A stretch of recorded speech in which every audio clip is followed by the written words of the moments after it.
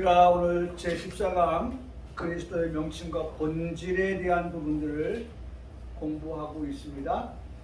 지난주에 우리는 그리스도의 명칭이 어떤 것이 있는가 라고 하는 것을 공부했습니다.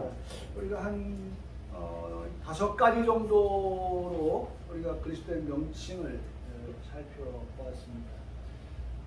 그리스도의 명칭이라고 할 때에 첫째가 예수, 두 번째가 그리스도, 그 다음에 인자, 그 다음에 하나님의 아들, 그리고 주. 근데 그 주가 오늘 우리가 오전에 들었던 말씀 가운데에 믿음의 주, 그 믿음의 주. 여러분 한번 다시 한번 우리 정리해 봅시다. 믿음이라고 하는 것이 무엇인가 라고 하는 것과 두 번째는 주라고 하는 것이 무엇을 의미하는가 라고 하는 것을 우리가 생각해 봐야 할 줄 압니다. 사실 참 우리가 사용하는 단어는 아무 거리낌 없이 우리가 정말 우리가 말을 할 때에 스무스하게 잘 말은 합니다. 근데 이제 그것에 대해서 우리가 설명을 하려고 하면 참 딱 그 사전에 나와 있는 그런 의미처럼 설명을 하지 못하는 경우들이 참 많이 있어요. 다 알고는 있죠. 알고 있는데 그런 어떤 사전적 의미나 이런 것들 같이 명확하게 설명을 하지 못하는 경우들이 있는데 오늘 우리는 믿음이라고 하는 것을 많이 우리가 말을 하고 있고 또 이렇게 믿음을 가지고 살아간다고 하는데 믿음의 정의가 무엇이냐라고 하는 것을 한번 2022년도를 보내면서 히브리서 12장 말씀을 통하여서 다시 한번 정리하는 그러한 시간을 우리가 가졌습니다. 믿음이라고 하는 것은 확신이다 라고 말씀을 드렸죠. 믿음은 확신. 그러니까 믿음에 대한 것들은 이 확신과 또 두 번째로는 신뢰라고 하는 것이죠. 그래서 우리가 확신한다고 하는 것은 어떤 것에 대한 확신인가 라고 하는 것을 생각해 보았어요. 그것은 구원에 대한 확신이다 라고 하는 말씀을 보았고 그 다음에 그 믿음이라고 하는 것은 신뢰다 라고 할 때 신뢰는 누구에 대한 신뢰인가 라고 말할 때 우리에게 구원을 주시는 예수 그리스도에 대한 신뢰다.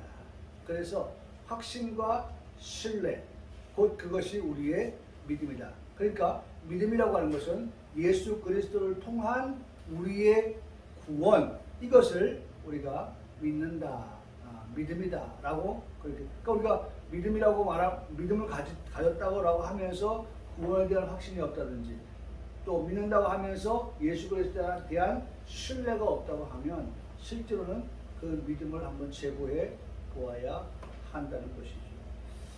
자, 이제 우리 그런 걸 봤고 두 번째로 주라고 하는 것을 우리가 말씀을 통해서 보았습니다. 주라고 하는 것은 우리가 모든 것들을 다 종합해 볼 때에 화해하다라고 하는 말씀을 드렸었죠. 화해하다. 그러니까 뭐 주라고 하면 통치자일 수도 있고 또 권력자, 주라고 하는 말씀이 그런 의미들을 가지고 있죠. 그런데 무엇보다도 이 주라고 할 때에는 화해한다 라고 하는 뜻을 가지고 있어서 그 화해한다고 하는 것이 누굴 통해서냐? 중보자 되시는 예수 그리스도를 통해서다 라고 하는 말씀을 드렸어요. 그래서 예수 그리스도를 통하여서 우리가 하나님과 멀리 있었던 우리들이 하나님과 가까워지는 그러한 관계까지 이르게 되었다라고 하는 것을 오늘 오전에 말씀을 통해서 우리가 듣게 되었습니다. 자, 오늘은요 교제를 통해서 보려고 하는 것은 그리스도의 본성, 명칭으로만이 아니라 그리스도의 본성을 우리가 한번 좀 배우는 시간을 갖도록 하겠습니다. 그리스도의 본성은 뭐 우리가 두 가지로 우리가 생각해 볼 수가 있는데요. 하나는 신성이고 또 하나는 인성이라고 하는 것입니다. 예수님은 바로 이 신성과 인성을 함께 가지고 계시는 분이시다. 그래서 이 신성과 인성을 가지신 그 예수님 두 가지의 본질을 가지고 계시는 분이다 라고 하는 것입니다. 그래서 페이지 111쪽 우리 한번 보도록 하겠습니다. 첫째, 신성입니다. 구약 성경은요, 예수 그리스도가 신성을 가지신 하나님이심을 증거한다. 지금 뭘 말하고 있어요? 구약을 말하고 있어요. 구약을 말하면서 지금 누굴 등장시켰어요? 예수 그리스도를 등장을 시켰어요. 우리가 지난주에도 말씀을 드렸지만은 우리가 라고 하는 그 우리 속에는 삼위가 다 들어가 있다는 것입니다. 다시 말하면 하나님께서 천지를 창조하실 때에 이미 이위신 예수님이 그 천지를 창조하실 때에 함께 하셨다라고 하는, 그러니까 신약에 와서 동정녀 마리아를 통하여서 나셨을 때의 예수님의 그 사역의 시작, 그 삶의 시작, 이것을 말하는 것이 아니라 이미 예수 그리스도는 천지가 창조되어질 때에 성부 하나님과 함께 창조 사역에 함께 하신 이위 성자 예수님이시다 라고 하는 것을 우리가 지난 시간에도 말씀을 드렸습니다. 근데 여기서도 마찬가지예요. 구약 성경에 예수 그리스도가 아직 출현하지 아니하신 가운데에서 그 예수 그리스도가 신성을 가진 하나님이 되신다라고 하는 것을 성경은 증명해주고 있다고 말씀하고 있습니다. 미가서 5장 2절의 말씀과 말라기 3장 1절에 그와 같은 것들을 말씀을 하고 있습니다. 그리고 한번 미가서 한번 찾아볼까요? 구약 성경 미가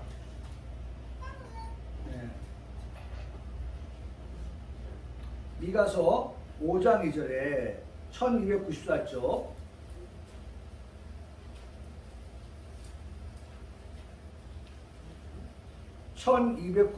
구약성경 미가서 5장 2절에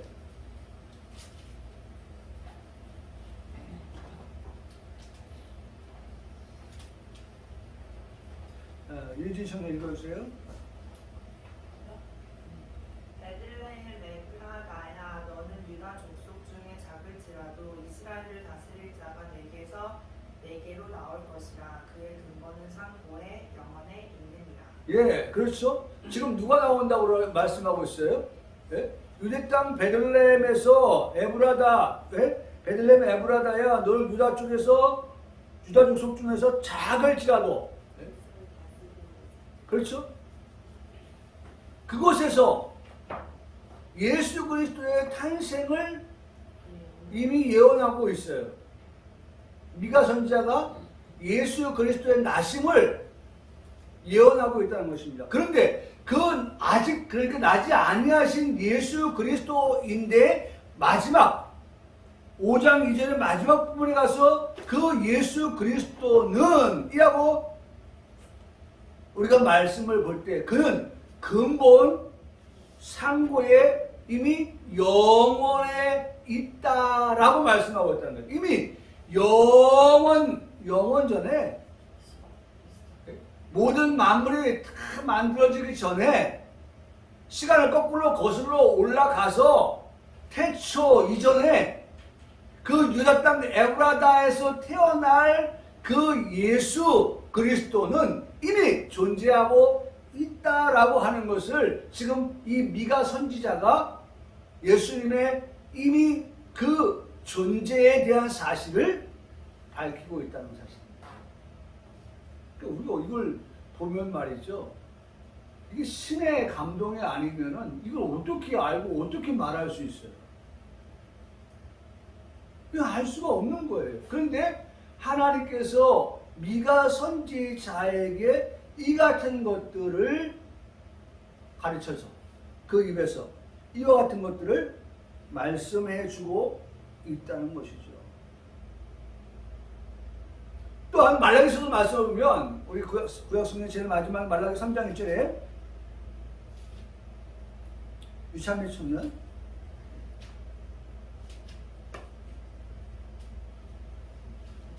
말라기서 3장 1절에 만군의 여호와가 이르노라 보라 내가 내 사자를 보내리니 그가 내 앞에서 길을 준비할 것이요 또 너희가 구하노가 주가 갑자기 그의 성전에 임하시리니 또 너희가 사모하는가 언약의 사자가 임하실 것이라. 그렇죠. 자, 여기 앞에 말씀은 세례 요한의 출현을 말씀하는 것입니다. 세례 요한의 출현. 이미 6개월 전에 예수님 나시기 전에 세례 요한의 등장을 말씀하고 있습니다. 세례 요한의 등장. 그 말씀이 그대로 이루어졌죠. 그리고 세례 요한의 등장과 더불어 그 이후에 6개월 후에 그 세례 요한이 길을 준비한다고 하셨던 그 예수님의 출현을 말씀하고 있어요. 또 중간에 너희가 구하는 바 주가 갑자기 그의 성전에 임하실 것이다. 근데 놀라운 사실은요, 그 주가 임하시는데 참 놀라운 이 말씀이에요. 그 임하시는 주님에 대하여서 그런 말씀 뭐예요? 곧 너희가 사모했던 자. 야, 이게 보세요. 아직 예수 그리스도 나시지 않았거든요. 그런데 그럼에도 불구하고 그 예수 그리스도의 나심을 뭐하는 사람이 있어요? 사모하던 자가 있었다는 거예요. 이게 얼마나 놀라운 일입니까?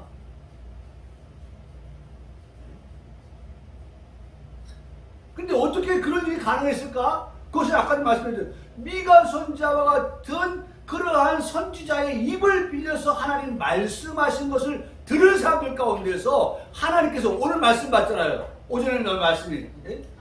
네? 하나님께서 그 믿음이라고 하는 것을 어떻게 해주셔요? 네? 하나님께서 그 믿음을 이게 어떻게 주시는 거예요? 가져다 주시는 거예요. 네? 가져다 주시는 거예요. 그러니까 예수 그리스도의 나심에 관한 것들이 아직 나시지 않았음에도 불구하고 그 예수의 나심을 뭐하는 사람이 있었다고요? 사모하는 사람이 있었다고 하는 것은 하나님께서 그들에게 사모하는 마음을 어떻게 주신 거예요? 가져다 주신 거죠. 아고. 네? 아고. 가져다 주신 거예요. 하나님께서 그런 사모하는 마음을 그들에게 어떻게 주신 거예요? 운반해 주셨다는 거예요. 사모라고 하는 것을 하나님께서 운반해서 우리의 마음에 도달하도록끔, 우리의 마음에 들어오도록끔 운반이 뭔지 아시잖아요. 예? 자, 이것을 운반해요.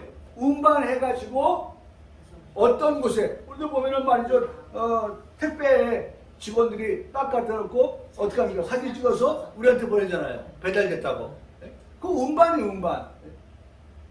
오늘 사모하는 마음을 우리 마음에 어떻게 운반하여 주시는 거예요. 운반하여 주셔. 그러니까 운반을 받으니까 우리가 어떻게 그것을 접수하는 거죠. 받는 거죠. 어디서 온 물건인가. 그리고 뜯어서 개봉을 하고 그 내 물건이면 그것을 이제 내가 어떻게 합니까? 사용하고 하는 거죠. 우리에게 하나님께서 믿음이라고 하는, 그리고 우리에게 하나님께서 사모하는 그런 마음을 주셔서 그와 같이 예수님의 나심을 그렇게 기다리게 하셨다라고 하는 것입니다. 여러분, 그래서 우리가 항상 하나님 앞에 나올 때 이런 거 배우면 우리의 신앙이 그렇게 정리가 되는 거예요. 오늘도 하나님 예배를 통하여서 우리에게 주시고자 하시는 모든 것들을 어떻게 운반해서 우리에게 도달할 수 있도록, 그래서 우리가 그것을 접수하고 우리가 그것을 받아서 우리의 삶이 윤택하고 우리의 삶이 풍성해질 수 있도록 그런 마음을, 그런 이상을 가지고서 우리가 하나님 앞에 나와서 예배를 하면서 그것이 우리의 현실이 되어지는 그러한 것들을 우리가 생각해 보게 되는 것이죠.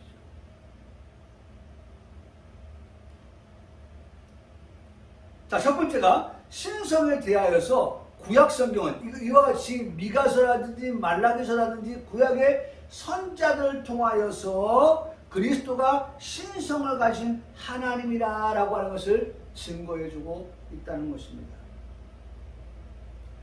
또 이사야서 9장 6절도 우리 히리미 청년 거기 교재 이내는 우리가 우리에게 받고 한 아들을 우리에게 주신 바 되었는데 그의 어깨에는 장사를 메었고 그의 이름은 기묘자라 모사라 아멘. 그렇죠? 이거 다 오늘 우리가 오전에 들었던 말씀이에요.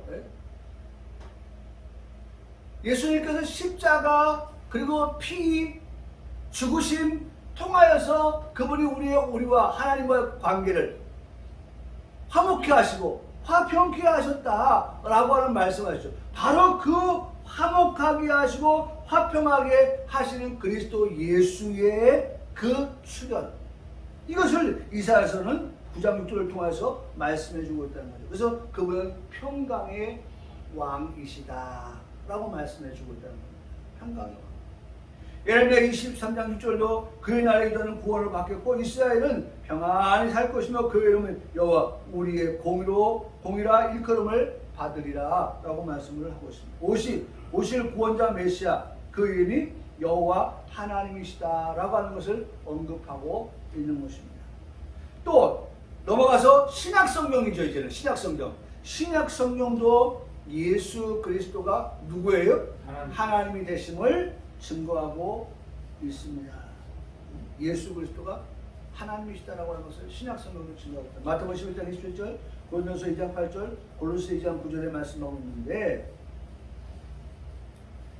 자, 우리가 그 교재에 나와 있는 마태복음 16장 16절의 말씀, 너무나 유명한 말씀이죠. 누구의 고백이에요?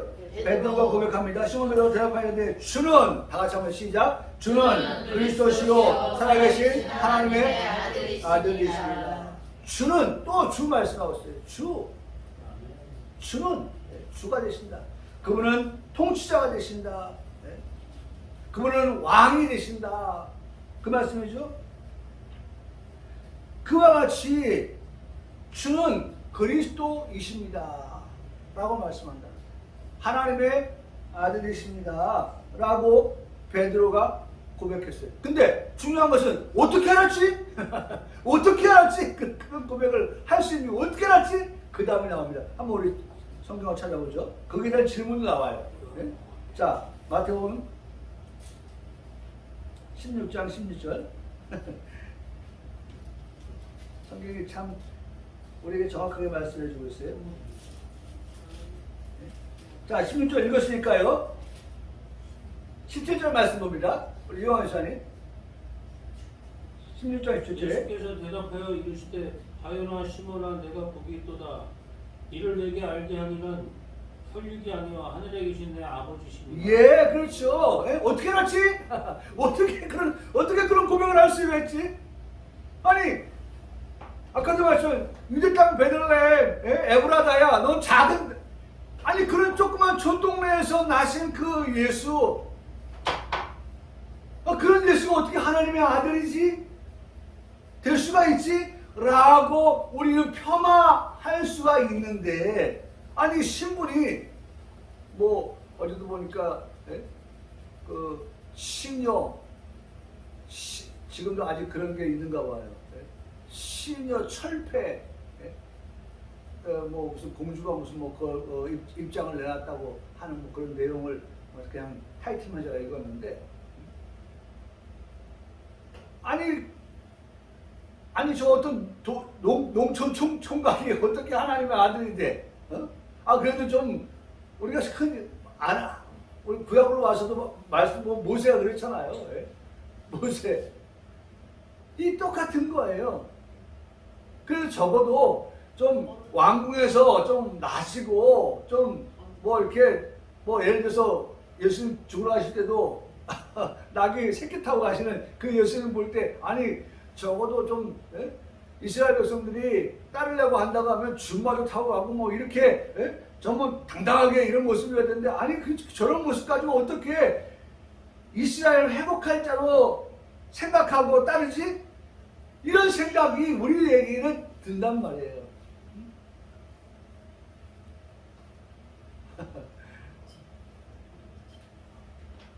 그런데 성경은 우리에게 정확하게 네가 어떻게 알았지? 라고 묻는 질문에 그렇게 말씀하세요.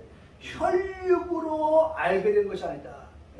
아버지가 돈이 많고 해서 학원도 보내고 저 강남 파락군 애들 보내서 공부시키고 그래서 알게 된 거야 라고 말하지 않는다는 거예요.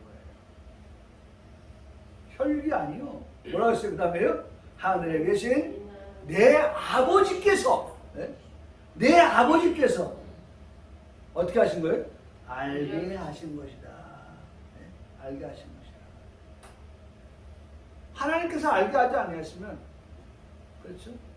알 수가 없는 거예요. 아까 그래서 뭐라고 했어요?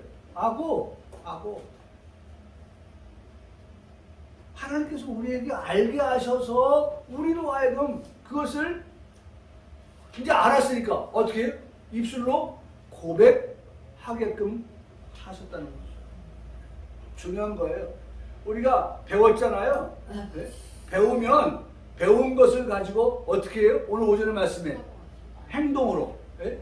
배웠으니까 믿고 그 다음에 행동으로. 다시 말하면 순종하는 그것까지. 네? 순종하는 것까지.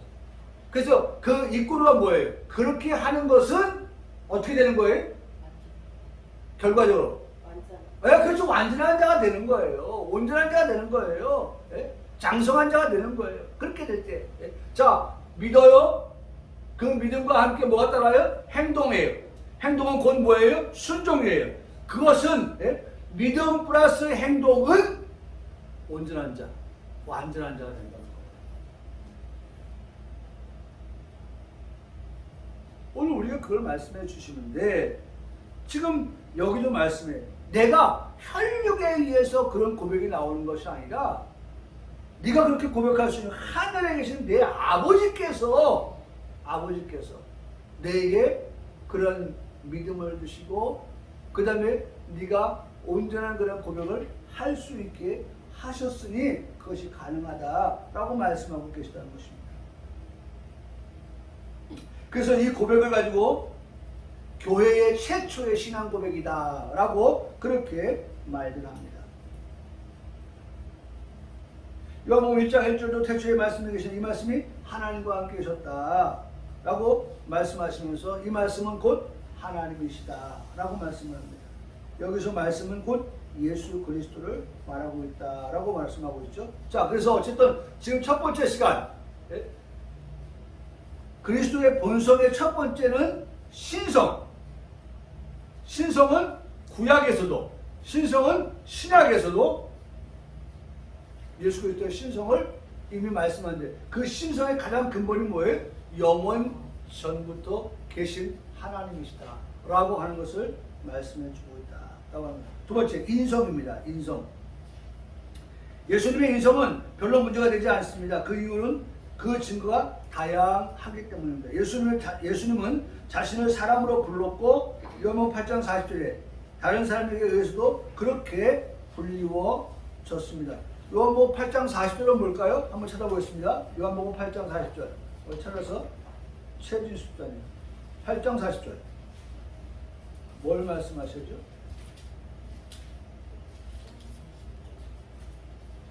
지금 하나님께 들은 진리를 너희에게 말한 사람이 나를 죽이려 하는도다. 아브라함은 이렇게 하지 아니하였다.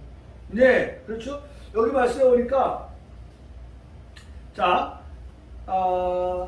지금 하나님께 들은 진리, 하나님께 들은 진리예요. 그러니까 우리가 참 중요한 게 뭐냐면 우리가 하나님 말씀을 들을 때에 지금은 목사를 통하여서 하나님 말씀을 듣지만 듣는 우리는 어떤 자세로 말씀을 듣느냐라고 할 때 하나님께 들은 진리다. 하나님께서 우리에게 진리를 말씀하셨다. 그 사이에 누구예요? 목사님을 통해서. 하나님께서 당신의 말씀을 목사님을 통하여서 말씀하신다 라고 하는 그러한 신앙으로 말씀을 듣게 되는데 자, 진리를 너에게 말한 사람인 나를 죽이려 하는도다.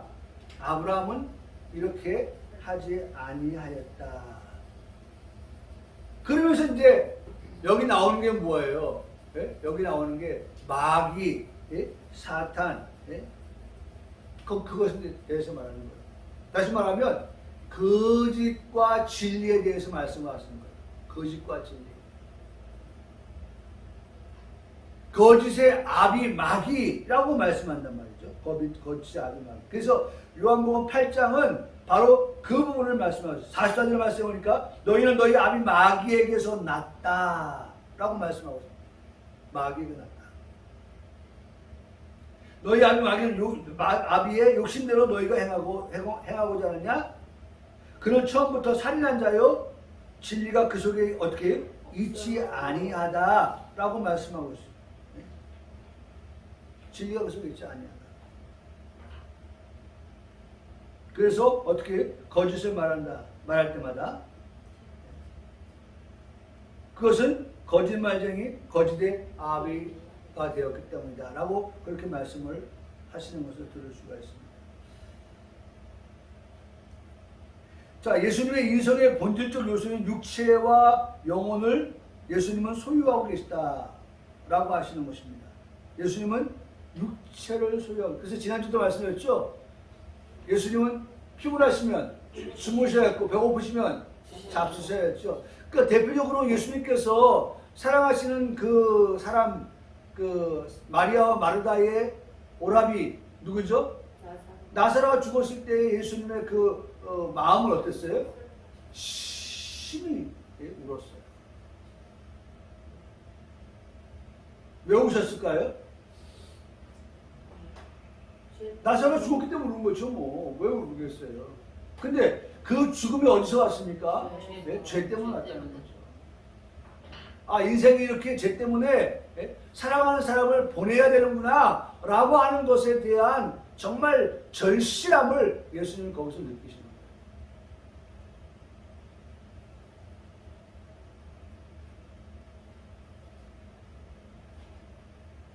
그래서 예수님께서 나사로를 살리심으로 해서 예수님을 통한 인생에게 있어서는 죽음이 끝이 아니다라고 하는 것을 우리에게 말씀해 주고 있는 것이죠.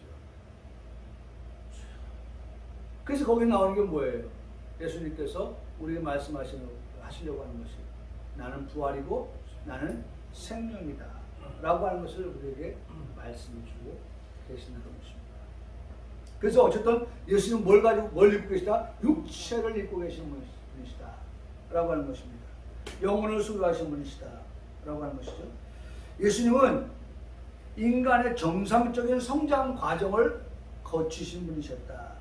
그래서 인간적인 욕망과 고통에도 영향을 받으신 분이시다 라고 하는 것입니다. 자, 거기 손가락 표시에 보면 똑같은 말씀을 하고 있죠. 예수님 인성하셨기 때문에 피곤도 느끼셨고 또 목말라 하셨다라고 하는 것, 우리가 지금 계속 말씀드렸던 것하고 똑같은 것을 볼 수가 있습니다. 그러나 인간이지만 예수님은 뭐 어떤 분의 죄가 없다. 이거 우리 교회에서 다 말씀드리니까 제가 그래서 이것이 시작할 때 드렸던 말씀의 시작이 뭐예요? 우리 다 아는 것들을 다시 한번 정리하는 차원에서 오늘 이 교리를 공부한다라는 말씀을 드렸죠. 예수님은 죄가 없으신 분이에요. 그것은 인간의 죄를 구속하기 위한 자격을 갖추기 위해서. 그래서 지난 시간에 예수님의 나심에 대해서 말씀을 드릴 때 예수님은 성령으로 잉태되신 분이고 그 다음에 동정녀 마리아에게서 나셨다. 여러분 이 두 가지의 사건을 우리가 생각해 보면 심히 놀라운 일이에요. 동정녀 마리아가 잉태를 했어요. 근데 그 잉태된 사실이 성령으로라고 말씀하고 있어요. 그렇기 때문에 예수님에게서는 뭘 찾을 수 없어요? 죄를 찾을 수가 없다는 것입니다. 그렇기 때문에 예수님이 우리의 죄를 구속할 만한 자격을 갖고 계신 것이다 라고 말씀을 드릴 수 있습니다. 예수님은 하나님으로서 신적인 무한한 가치의 희생을 제공하셨습니다. 그렇죠? 여기 신적이라고 하는 것은 뭐예요? 그 위에 말씀하셨처럼 죄 없으신 예수님께서 무한한 희생을 제공하셨다. 다시 말하면 예수님이 오늘도 아까 말씀한 것은 뭐예요? 예수님이 피 흘리시고 예수님이 결과적으로 죽으시는 희생까지를 통하여서 우리가 하나님과 멀었던 관계를 하나님께서 하나님과 어떻게 가까워지도록 예수님이 뭐가 됐어요? 화목제물, 네? 화평케 하시는 제물 되어 주셨다라고 하는 내용으로 말씀을 볼 수가 있습니다. 희생을 제공하셨다. 네? 하나님의 진노로부터 인간을 구원하시기 위해서 인간을 대신한 인간으로 죽으셨다라고 말씀을 하고 있는 것입니다. 아시겠죠? 자, 두 번째로 제 아래 하단에 한 인격 속에 결합된 두 성품에 대해 말씀. 그리스도께서는 인성을 가지셨을 뿐만 종합편입니다. 가셨지만 인간의 인격은 아니시다. 중재자의 인격은 하나님의 아들이시다. 중재자 또 나왔죠? 오늘 오전에 말씀은 중재자예요. 예수님은 중재자로서의 인격을 가지신 분이시다. 두 번째로 그리스도께서 인간이 되신 것은 인간 인격으로 변한 것도 인간 인격을 취하신 것도 아니고 신성에 덧붙여 인성을 취하신 것이다. 즉 하나님의 아들의 인격 속에 뭐가 들어갔어요? 인격적이 된 인성이 들어가 있다는 거죠. 그러니까 본래는 인성의 예수님이시지만 본래는 뭐예요? 신성의 예수님. 그 신성의 예수님이 단지 우리를 구원하시기 위해서 인성의 몸을 입고 오신 것뿐이다 라고 하는 것을 우리에게 말씀해 주고 계시는 것입니다. 그리스도의 인성과 신성의 모든 본질을 소유하신 신인이시다. 신과 인간의 그 결합, 하나됨을 말씀하시는 거죠. 그는 신적 의지와 인적 의지, 신적 의식과 인적 의식을 동시에 소유하고 계시다. 그리스도는 인격의 단일성을 유지하고 계시므로 말하시는 의식이 인적이든지 신적이든지 동일한 인격이시다. 그러나 가끔 인간의 속성과 행동이 신적 칭호로 표현되기도 하고 신적 속성과 행동이 인적 칭호로 인격으로 묘사되기도 한다. 그러니까 이 두 가지를 다 가지고 계시기 때문에 그와 같다라고 하는 것을 말씀해주고 있는 것입니다. 그 다음에 것은 다 넘어가고요. 우리가 어쨌든 뭐 여기서 말씀하고 있는 교리에 대한 오류들에 대한 부분들을 우리가 뭐 살펴볼 필요성은 없을 것 같고요.